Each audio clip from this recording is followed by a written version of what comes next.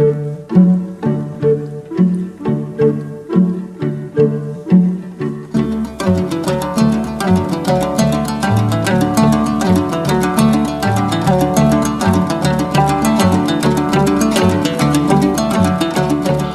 2017 жылы өтө турган шайлоо таза өтүшүнө ишенесизби? Жок. Бу жерде ушунча киши отурат. Кыргызстанда дагы бир 4 миллиондой калган, Москвада бир миллиондой жүрөт. Мен бирөөнү көрө элекмин ишенем деген 3 кишиден башка. 3 киши гана айтат таза өтөт деп.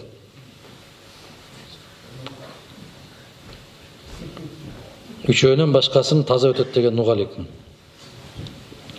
Мурунку шайлоодо кандай себептер менен сиздин партияңыз жогорку кеңешке өтпөй калды? Ушул себептер менен да, мына мен сүйлөп аткан себептер менен.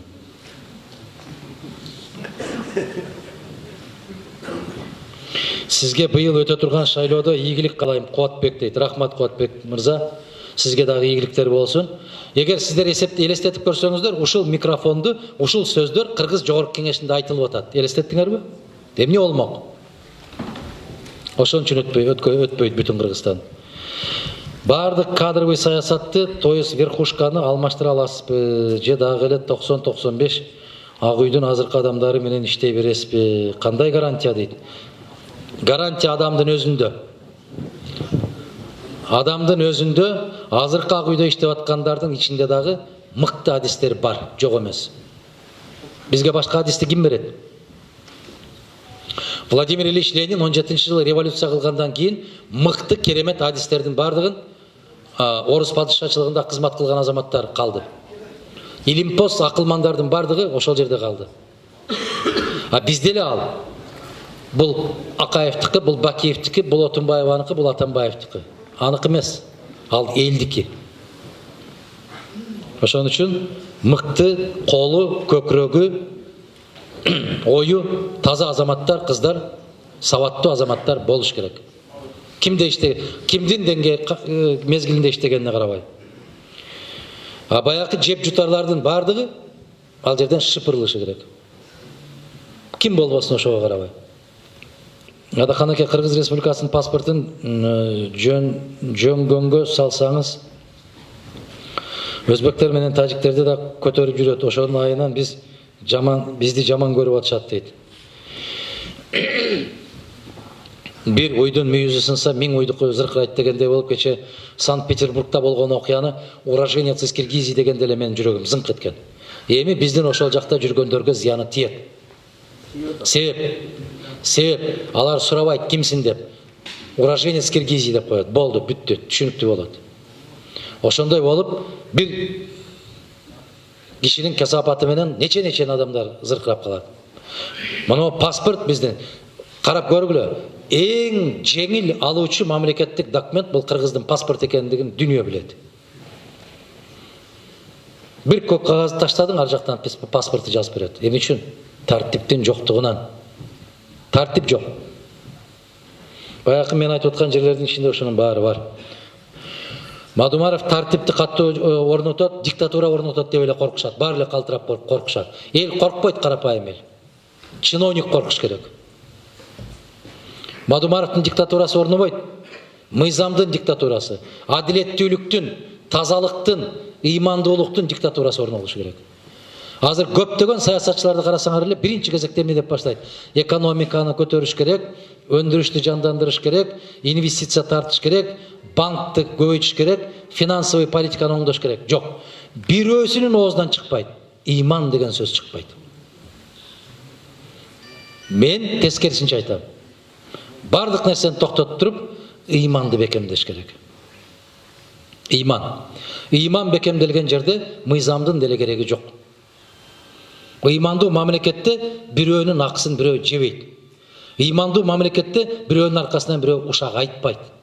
Ыймандуу мамлекетте бирөөгө зыян келтирбейт. Ыймандуу мамлекетте өзүнө каалабаганды кошунасына каалайт. Мына ошондой коом болгондо бул коом бактылуу, эки дүйнөсү бакытка оролгон коом болот. Мен Кыргызстанды келечекте ушундай коом кылгым келет, ушундай коом болсун деп тилейм мен. Ал банкасы өскөн, анан акчасы көп, анан экономикасы дүркүрөгөн жок, андай болбойт. Куршап шайлоо округунда 2 жолу депутат болдуңуз. Кантип ойлойсуз? Сиз өз милдетиңизди аткара алдыңызбы? Мен жалгыз Куршап үчүн аткарбайм мен. Мен жалгыз өзгөн үчүн же Ош үчүн же бир Жалал Абад үчүн аткарылбайт. Депутаттын жазган мыйзамы бүтүн Кыргызстанга бирдей иштейт. Депутаттын кабыл алган чечимдери Кыргызстандын баарына бирдей иштейт. Эми Куршап деп айтып калдыңар. Таза суу программасына кирбей калган жерден таза суу программасына киргизип койгондугун айта берген болсом, мен эмнеге корком мен ушуларды айткандан. Кээдер айтат, атайын да айтат. Сиз унчукпайсыз, ушуларды айтпайсыз. Эмне үчүн айтпайм? Себеп жасаган ишиңди айта берсең, соо кете берет, натыйжада жуулат. Муну эл көрсүн үчүн жасалган болуп калат. Биз көптөгөн жерге барып, жакшылыкты көрсөткөнүбүздө дагы мен аркамдан камера көтөрүп жүрүп көрсөтпөйм. Себеп жакшылыкты жаса, оң колуң бергенди сол колуң билбесин дейт. Себеп мен акыретке даярданышым керек. Президенттикке даярданып, жашоого даярданып, карлыкка эмес, акыретке даярданышыбыз керек. Баарыбыз акыретке даярданышыбыз керек. Ким билет, ким качан кетерин. Өмүрбек Текебаев Кыргыз Республикасынын 70% закондорун мен жазган, ошол закондор менен иштеп келе жатат дейт. Ошого кандай дейсиз? Деди да, дейт. 70% эч ким жаза албайт. 70% 70 мыйзам жазса мүмкүн. 70 мыйзам. Мен 10 жылдан 12 жыл деп коелу, 12 жылдай депутат болуп, менин жазган мыйзамдардын баарын эсептегенде бир 30 мыйзам болот. А Кыргызстанда канча мыйзам бар билесиздерби?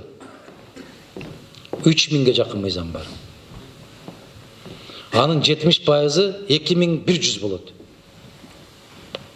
Өмүрүң жетпейт аны жазганга. Сиздер туура эмес түшүнүп алсаңыздар керек. Кээ бир мыйзамдардын 70% позициясы менин статьяларымдан, сунуштарымдан деп айтса керек а киши. Азыркы президент күздөгү шайлоодо бошойбу же дагы болуп калабы? Сиз билгениңизди айтып коесузбу? А киши айтпадыбы? Мен бошойм, бирок кетпейм эч кайда деп. Кетпейм дейт. 2 революцияны тең мен жасадым дейт. А биз издеп жүрөбүз ким жасады экен деп.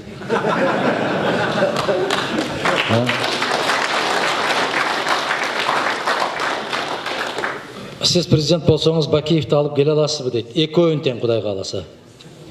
Экөөүн тең, мен жана жооп бердим. Кенен жооп бердим.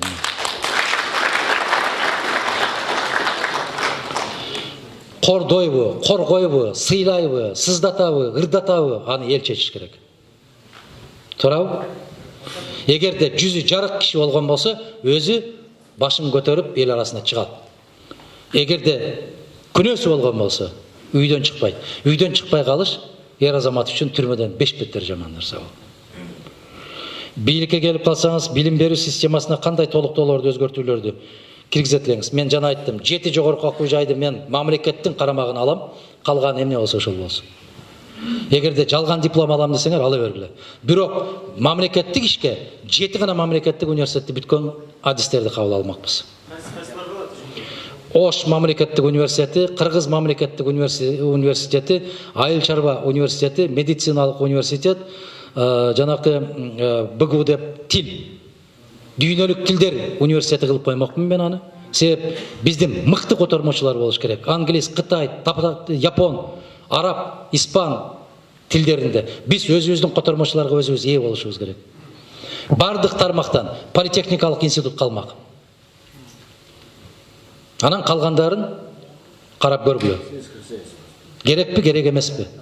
Азыр ошончолук айыл чарба багытындагы адистерди тарбиялаштын кажети барбы? Мамлекетиңдин 2 кою барбы?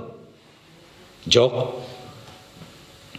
50ден ашык университеттин баары юристтерди даярдап атат. Четинен карасаң сабатсыз.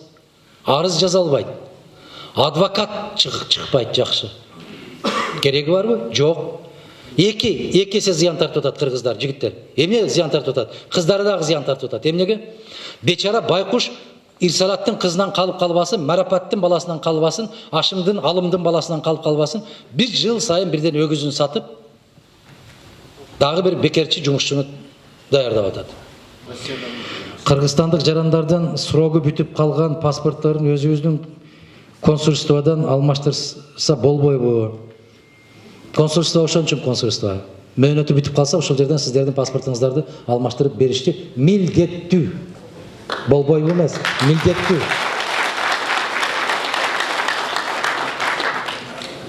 Мына ошон үчүн консульство ачылат. Ассаламу алейкум, алейкум ассалам. Россияда жашап жүргөн кыргыздардын азаматтарын өзү үчүн партияңызга киргизип, Россиянын чоң шаарларына штаб ачса болобу? Болот. Эгерде ушунчалык каалооңуз болгон болсо, бириккиле дагы жанагындай уюмдарды түзүп атканда биз ушундай түздүк деп жарыялагыла. Москвада балдар ачты го. Мадумаровду колдоо деген кыймылын ачты. Эми ошолор айтып атат, ушуну бүткүл Россиялык кыймылга айландыралы деп. Ачса болот, бардык нерсени жазса болот. Жанар Акаевдин тагдыры эмне болот? Алла билет. Алла билет. Көз ирмелип кайра ачылганга чейинки мезгилде эмне болорун Алладан башка эч ким билбейт. Бир акылман келип мечитке, ошол мечиттин имамынан сурайт дейт. Таксыр, мага момча акча карыз берип турасызбы? Кийинки жума намазга келгенде кайтарып берейин десе, имам айтат дейт.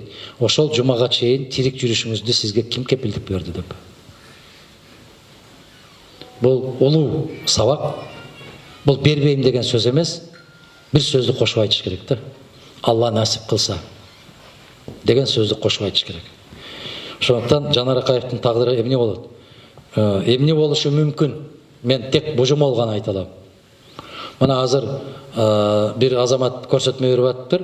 Менден акча сураган, акчаны бергенмин деп. Жанар Акаев аны качан алды десе, мындан бир канча жыл башта дейт. Эмне үчүн ошондо айтпадым? Эмне үчүн Жанар Акаев соңку мезгилдерде өзүнүн көз карашын, пикирин ачык айтып баштагандан кийин анан ушул иш чыгып атат? Бизде 120 депутат эмес, 7 областка 2ден депутат кылып койсо болобу? Бардыгы бириги 14 дейт. Болбойт. Болбойт. Себеби анын ак жагы бар, кара жагы бар. 14 кишини жөн эле бир үйгө киргизип алып сүйлөшүп алсаң болот. Болгондо дагы 2ден деп өзүң тандап атасың да. Бул бутафория болуп калат. Бул жалган. Бул болбой турган нерсе. Адахан Кемсамаевич баардык немелерди туура айтты. Жана Алтынбек деген жигит сурап берди го, орусча. Алтынбек, биз билебиз. Биз 20 Напаттага 40 жыл жашадым, мен 32 жылдан бери жашап жүрөм. Губернатор Урусалы болуп жүргөндө Адахан Кемсамаевич келген бул жерде, театр эстарда жолугушуп, ушул жерде кыргыздар менен да жолугушкан. Биздин эсибизде ушу 4-чү жолу келиш.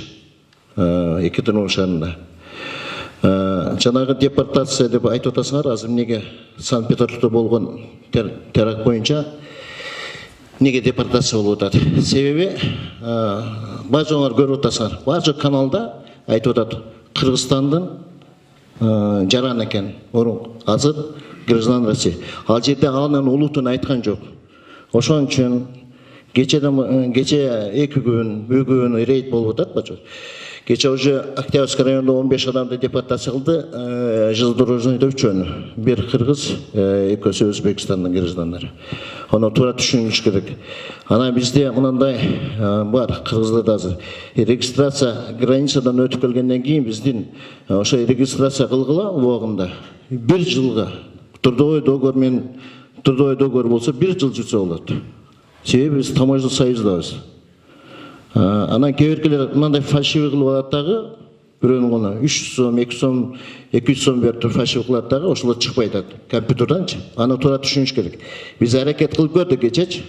Себеби мына Санкт-Петербургда болгон иштен кийин бар жогун депортация кылды. Кече сотточу. Алып калабыз деп билет апардык, болбоду. Көп эле аракет кылдык балдар мененчи. Биздин жарандардан 2-3 эле кетти, калган жалаң Өзбекстандык. Өзбекстан, 2 Тажикстандыкы, 1 Азербайжандык болду. Анан ушу Адахан Кемсамаевич, сизге чоң рахмат. Ушундай келип өзүңүздүн Ушу бул жигиттер менен Екатеринбург шаарында кыргыздар менен жолугушуп, өзүңүздүн оюңузду айтып, суроолоруна жооп бергениңизге сизге чоң рахмат. Ишиңизде ийгилик, ден соолукта болуң. Ошону менен бирге силер дагы баар жок ошо жерде кыргызстандыктар, кыргыздар, жигиттер, баар жоңорго мен да чын ден соолукта болгула, ишиңерде ийгилик, ынтымактуу болгула, бири-бириңерди паддержка кылып, бири-бириңерди карап жүргөнүңөргө мен тилектешмин. Чоң рахмат.